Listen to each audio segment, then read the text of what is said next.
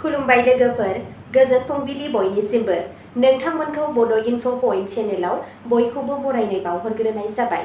आं दिनै नोंथांमोननि सिगाङाव राशि बायदियै दिनैनि सानसेनि फानजामुथिखौ फरायथिनो लादों। आसा खालामो नोंथांमोनहा भिडिअखौ नायना मोजां मोनगोन। गिबियावनो दङ मेष राशि। बुधबारा नोंथांनि थाखाय गोदान मिजिंफोर लानानै फैगोन। खामानि थिलियाव नोंथांनि गियाना जेथोगोनां खामानिफोरखौबो गोरलैयैनो सुस्रांगोन। रांखान्थियारि बिथिङाव रां थिसननाया इयुनाव गोबां मुलाम्फा मोननो हागौ। लोगोफोरनि हेफाजाबजों मोनसे गोदान फालांगिनि दाथाया महर लागोन। नोंथांनि जिउनि लोगोरिजों सम हगारनाय मोनाबिलिया गोजोनथाव जागोन। नेगेटिभ सानस्रिफोरनिफ्राय गोजानाव था। नोंथांनि दिनैनि खाफालगोनां दिगा जादों सानजा, खाफालगोनां अनजिमाया जादों 3 आरो खाफालगोनां गाबा जादों रेजें गोमो गाब। वृषभ राशि। दिनै नोंथाङा नोंथांनि खस्थ'नि थाखाय नांगौ रोखोम बान्था मोनगोन। सुख सुबिदा आरो सुबिदाफोरनि सायाव खरसा खालामनाया बांनो हागौ, जायनि थाखाय नखरनि आबहावाया गोजोन थागोन। गोदान साख्रि नागिरग्राफोरा दिनै मोनसे मोजां अफार मोननो हागौ। बाहागोदारियाव मावनाय हाबाया जोबोद मोजां मुलाम्फानि खाबु दं। जानाय आदाराव सांग्रांथि गैयैनिफ्राय गोजानाव थानांगौ आरो गावनि सावस्रिखौ जोथोन ला। नोंथांनि दिनैनि खाफालगोनां दिगा जादों सोनाब, खाफालगोनां अनजिमाया जादों 8 आरो खाफालगोनां गाबा जादों अख्रां निला गाब। मिथुन राशि।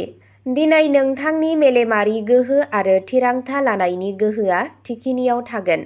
समाजाव नोंथांनि मान सन्माना बांगोन आरो मानसिफ्रा नोंथांनि बोसोनखौ मान होगोन। मोजां मोनज्लायनाय जिउ खुंग्राफोरनि थाखाय दिनैनि साना गावजों गाव गोरोबलायनायखौ बांहोनायाव मदद होगोन। थाबथानाय सोरखारि खामानिखौ सासे गोहोम गोनां सुबुंनि हेफाजाबजों फोजोबनो हायो। मोनाबिलियाव नखरनि सुबुंफोरजों धोरोमारि सावरायनायाव सम बारहोनाय जागोन। नोंथांनि दिनैनि खाफालगोनां दिगा जादों साहा, खाफालगोनां अनजिमाया जादों 7 आरो खाफालगोनां गाबा जादों रोजा गोथां गाब। कर्क राशि। दिनै सांग्रांथिजों आवगायलांनायनि सान। जेबो गिदिर रांखान्थियारि थिरांथा गोख्रै लानो नाङा। खामानि थिलियाव लोगोफोरजों सानस्रियारि फारागथि जानो हागौ, बेनिखायनो गावनि बिबुंथिखौ दबथाय। फरायसाफोरा गावसोरनि फरायनायाव बांसिन गोसो होनो नांगोन। ध्यान आरो य'गानि सायाव सोनारनाया गोसोआरि गोजोनखौ मोनदांनायाव मदद होगोन। नोंथांनि दिनैनि खाफालगोनां दिगा जादों सा-सानजा, खाफालगोनां अनजिमाया जादों 4 आरो खाफालगोनां गाबा जादों मुक्ता गुफुर गाब। सिंह राशि। दिनै नोंथांनि साहस आरो गावारि गोहोआव मोनसे सोमोनांथाव जौगानायखौ नुनो मोनगोन। राजखान्थियारि एबा समाजारि बिथिंजों सोमोन्दो थानाय सुबुंफोरा दिनै गावसोरनि मावफारिखौ बांहोनाय नुनो मोनगोन। गोजाम रां थिसननायनिफ्राय हरखाब रांखान्थियारि मुलाम्फा जानायनि जाथावना थायो। नोंथांनि गथ'फोरनि गोजोनथाव खौरांफोरा नोंथांनि गोसोखौ स्रां खालामगोन। बिदा-फंबायजों सोमोन्दोआ गोख्रों जागोन। नोंथांनि दिनैनि खाफालगोनां दिगा जादों खोला-सानजा, खाफालगोनां अनजिमाया जादों 9 आरो खाफालगोनां गाबा जादों खमला गाब। कन्या राशि। रांखान्थियारि बिथिंजों दिनैनि साना नोंथांनि थाखाय मोजां जागोन। आजै-आजौनि सम्फथिजों सोमोन्दो थानाय जायखिजाया गोजाम दावराव-दावसिखौ दिनै गोजोनै फोजोबनो हागोन। बेथन खामायग्राफोरा गावसोरनि बिगोमानिफ्राय बाख्नायनाय मोनगोन, जाय प्रम'शननि लामाखौ रोखा खालामगोन। नखराव मोनसे फालिथाय हाबाफारिनि बिथांखि लानो हागौ। नोंथांनि बिबुंथिनि गोदैजों नोंथाङा गोदान लोगो दानायाव जाफुंसार जागोन। नोंथांनि दिनैनि खाफालगोनां दिगा जादों सा-सोनाब, खाफालगोनां अनजिमाया जादों 5 आरो खाफालगोनां गाबा जादों बाथ' गोथां गाब। तुला राशि। दिनै नोंथांनि गावारि गोहोखौ जौगाहोगोन। नोंथांनि खामानि मावनायनि आदबजों सुबुंफोरा गोहोम गोग्लैगोन आरो खामानि थिलियाव नोंथांनि थाथाया गोख्रों जागोन। नोंथांनि जिउनि लोगोरिजों गोजाम जेंनाया दिनै जोबगोन, सोमोन्दोआव गोदै लाबोगोन। सावस्रिनि बेलायाव साना गोबां गोहोगोरा जागोन, नाथाय गारि सालायनाय समाव एसे सांग्रां जा। नोंथांनि दिनैनि खाफालगोनां दिगा जादों खोला-सानजा, खाफालगोनां अनजिमाया जादों 6 आरो खाफालगोनां गाबा जादों गोजों रुफा गाब। बृश्चिक राशि, दिनै नों गावनि बेसेन गोसा खरसाखौ एसे दबथायनो नांगोन, नङाब्ला रां बावजाया गाज्रि जानो हागौ। गोलाव जानथायनि दावबायनायनि खाबुफोर दं, जाय गोजोनथाव जागोन नाथाय मेंनायखौ बांहोनो हागौ। सोरबा सिनायमोनै सुबुंनि सायाव मेगन नुयै फोथायनायनिफ्राय गोजानाव था। मोनाबिलियाव सोरबा गोजाम लोगोखौ लोगो हमज्लायनाया गोजाम गोसोखांथिफोरखौ जाखांफिनगोन आरो नोंथांनि गोसोखौ स्रां खालामगोन। नोंथांनि दिनैनि खाफालगोनां दिगा जादों खोला, खाफालगोनां अनजिमाया जादों 2 आरो खाफालगोनां गाबा जादों रोजा गोजा गाब। धनु राशि, दिनैनि साना नोंथांनि थाखाय जौगानायनि गोदान दरखं बेखेवगोन। आयनि गोदान फुंखा मोननाया नोंनि रांखान्थियारि हालोदाव मख'जाथाव जौगानाय लाबोगोन।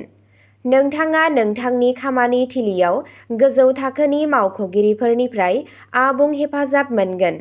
नोंथांनि मोजां मोनज्लायनाय जिउआव मोनसे गोदान थुलुंगाखांनाय नुनो मोनगोन। फरायसाफोरा गावनि खस्थ'नि गेजेरजों गोजोनथाव फिथाय मोनगोन। सावस्रिया मोजां थागोन। नोंथांनि दिनैनि खाफालगोनां दिगा जादों सा-सानजा, खाफालगोनां अनजिमाया जादों 1 आरो खाफालगोनां गाबा जादों गेरुआ सना गाब।